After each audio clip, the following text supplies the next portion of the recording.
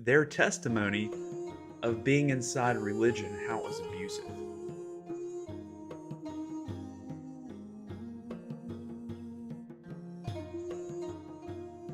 Hey, welcome back to Uncivilized Rebirth.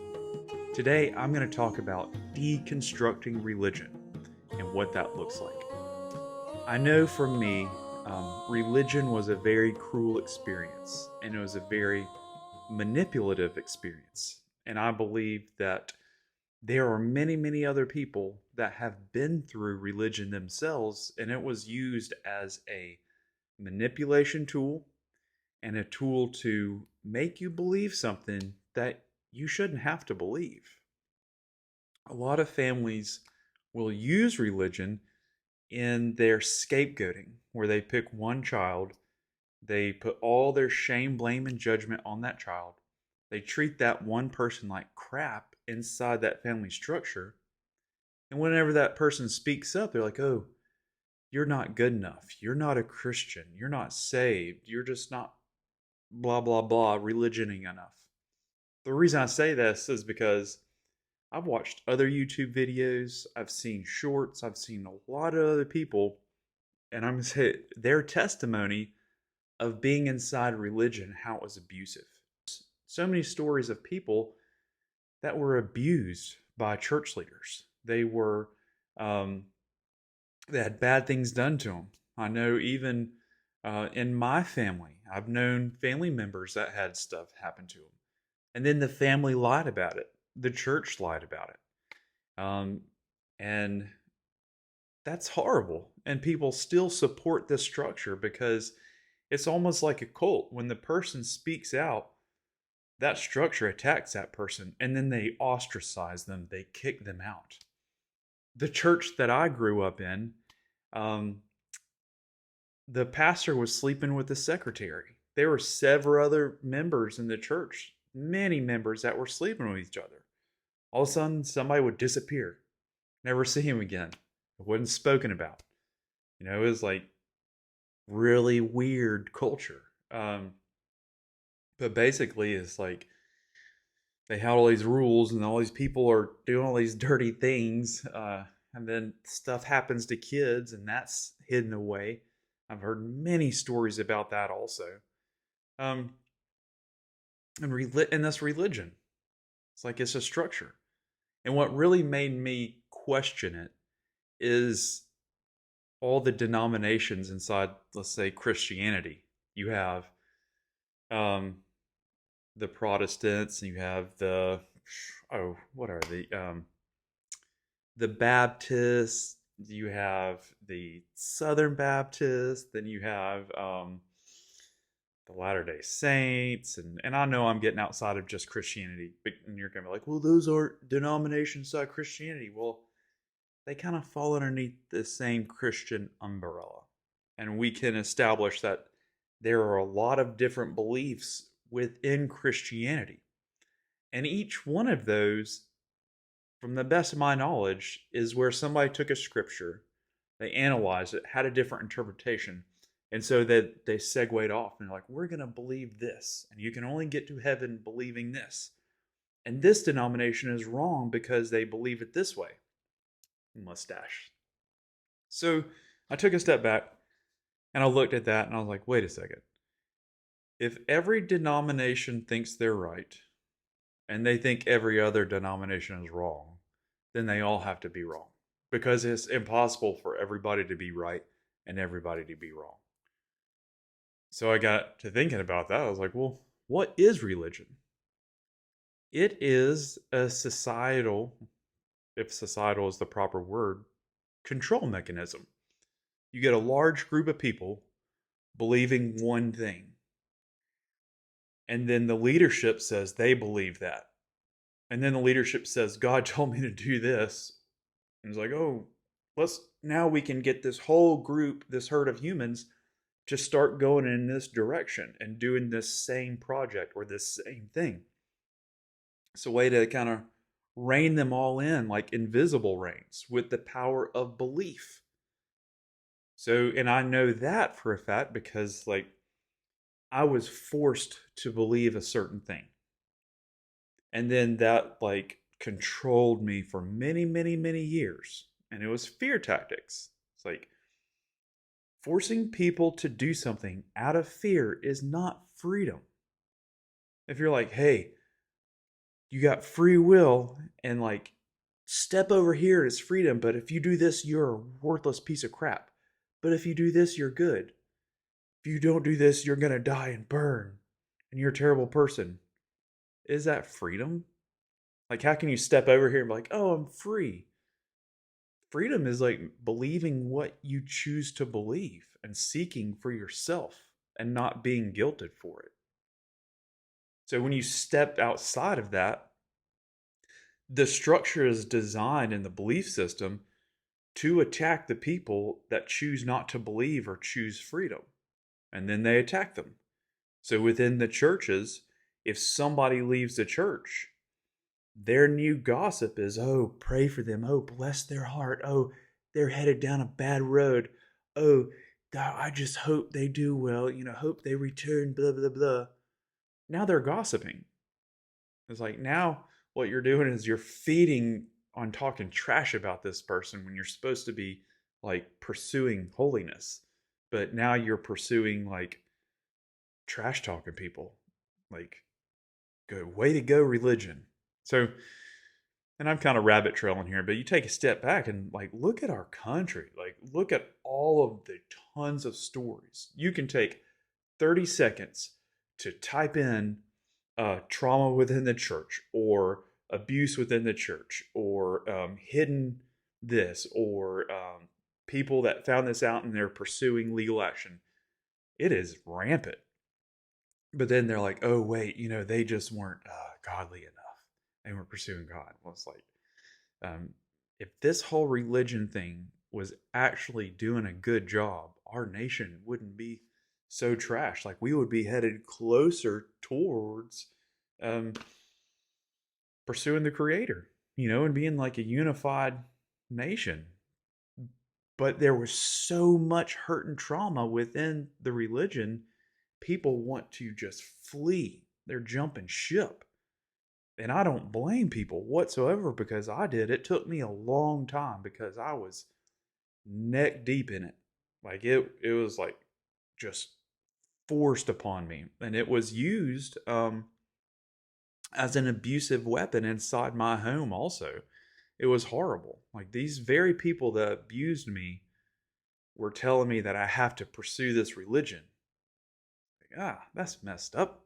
Like, you're not godly whatsoever. Like, you are a piece of garbage parent and you're demanding I believe this and telling me how horrible I am because I'm not a better boy. It's like, shouldn't you be trying yourself?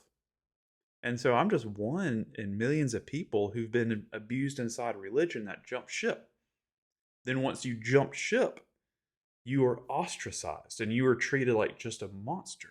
It's like, well, I'll tell you what, if you stepped off that ship, you would know what freedom truly felt like.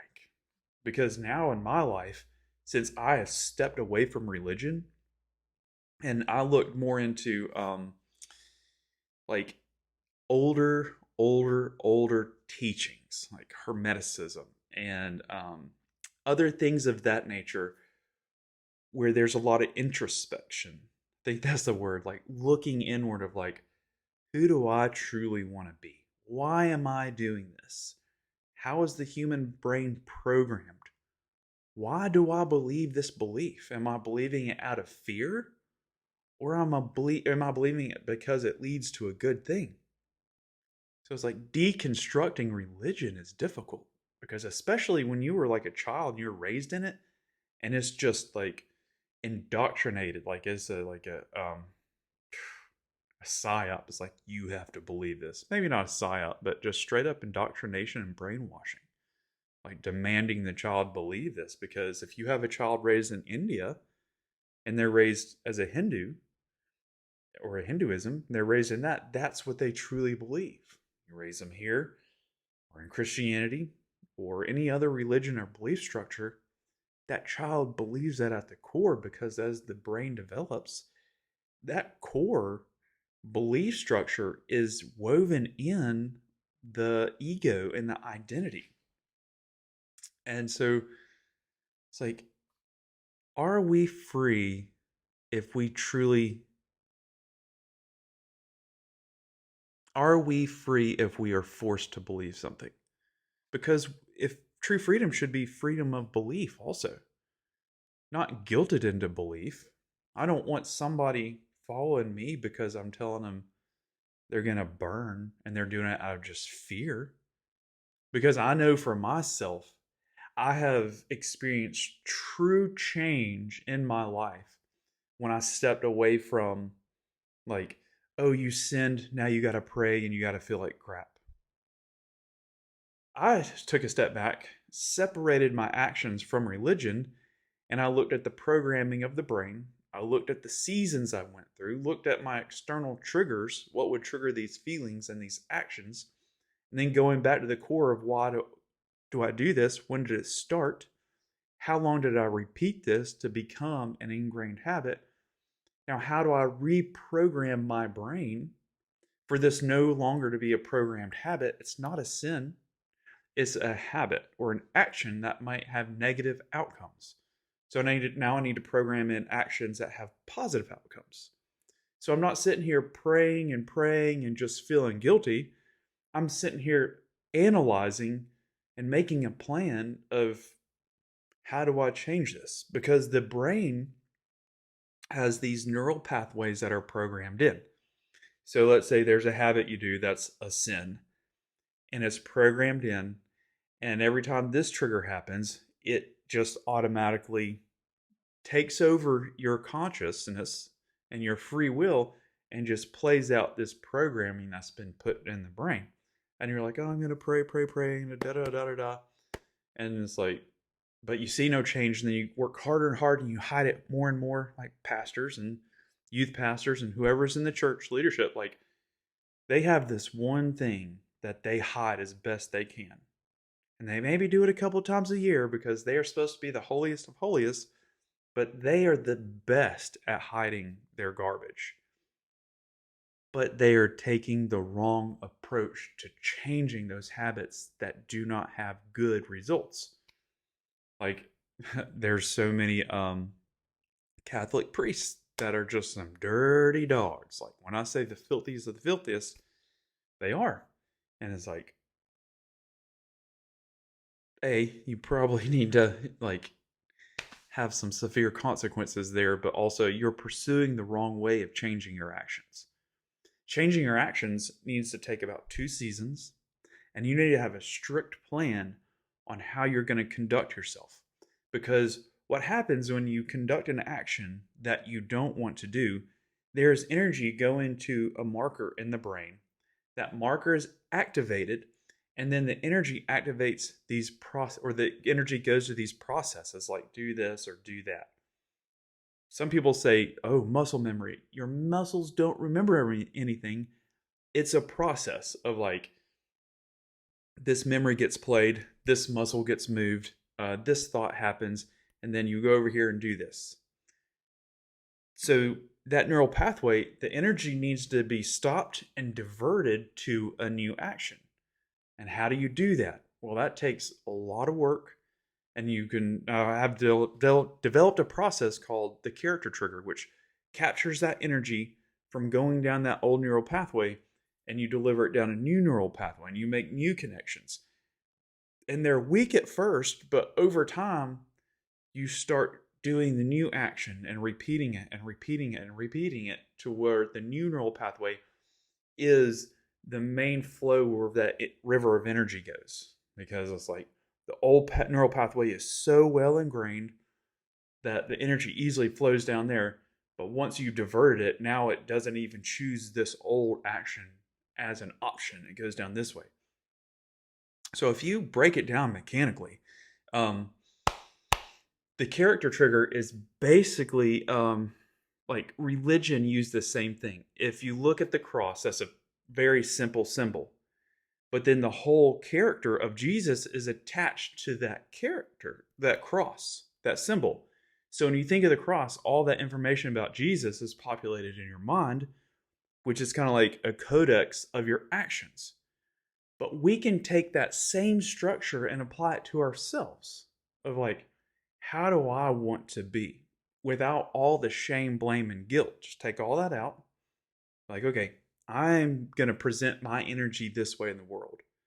So what I developed was like you create a little symbol that's super simple and you write out a character sheet that you like your highest version of yourself. And that's what we should all genuinely strive for.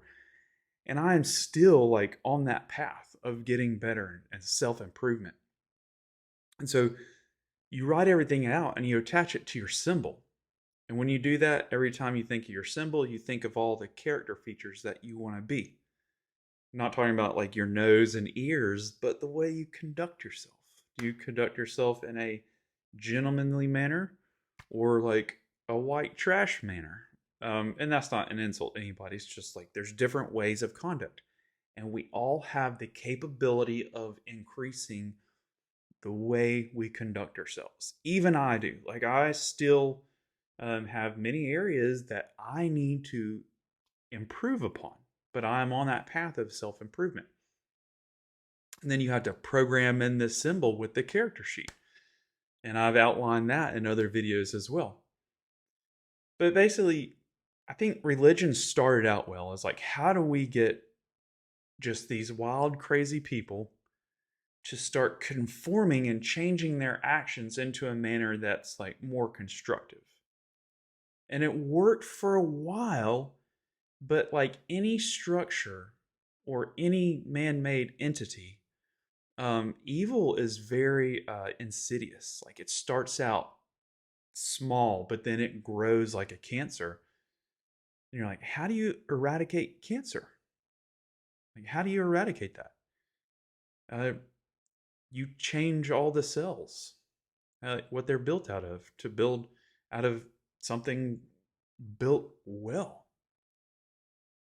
So it's like, okay, what are all the cells? All the people. Well, how do you go in and change and get them to build well? Be built well? Well, you get them to go in and truly analyze all of their actions and their behaviors. And then like outline what needs to change, then have a really clear plan on how they're going to do it. And I have a clear plan on how to do that, but it's like, how do I get this to millions and millions of people? But then you have to get to the point of like getting past people's ego of they won't change or they're already good enough or they're just like somebody in power. They think they're so awesome and amazing. Is like you can't tell them anything. How do you get past that to their soul? Like that's the real question. Like these broken, I won't say broken, I'll say poorly trained egos and brains that are programmed. How do you get past that to the soul? How do you get their soul to present in the world and lead, and not lead with their ego and their identity of like superiority? Um, that's my thought. And it's like, how do you get it to the masses of like wanting to truly change internally and get rid of the cancer, get rid of the structures of religion? Like, that's just so look at it this way. I'm going to wrap up in a second here. I'm kind of going off on a tangent. We have a nation that is so broken inherently, in my opinion, like broken, so much division, divided over sports, divided over politics, divided over religion, divided over TV shows, over music, like over the way people dress, the color of their hair, the way they talk, the color of their skin. There's division at every level, everywhere. What if the nation was actually unified? And then let's like take that a step further. Like, who created the boundaries and the borders of the nations? What makes America better than India?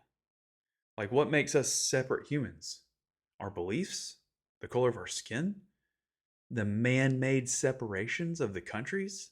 So, it's like, if we are on this ball flying through the universe and we're all on it together, shouldn't we literally be all on it together? Like in spirit, not just in physical location, but all of us working together.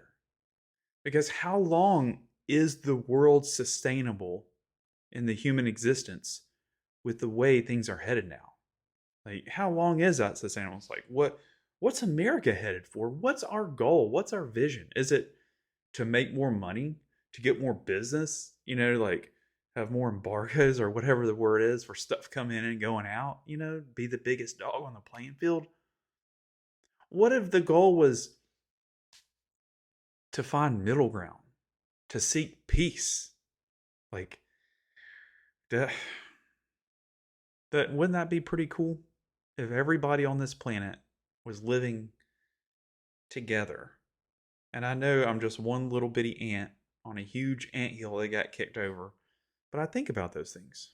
It's like if you take away all the separations, we still have a soul, and we're still in a human body.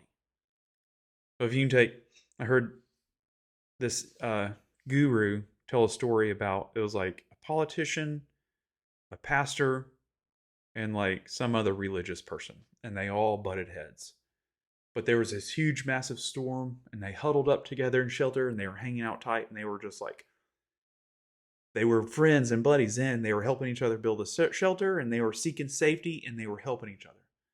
And then the creator stepped in and it's like, man, it took long enough to get y'all to work together. So is that what's going to take for our planet to actually start coming together in one unified manner of like, we have this huge, massive storm on the horizon. And if we don't come together as a unified people, then, it's like, what's going to happen? We collapse, we fail. Look at an ant bed. You got an ant bed, and you have tons of ants in there. And they're building a mound that is a structure that they can survive in. And they have their queen way down there, and they have their eggs, and everybody's doing their job, and they're working together in a unified manner. Now, let's say you take that same populace of ants and you create 50, 60 different divisions or separations.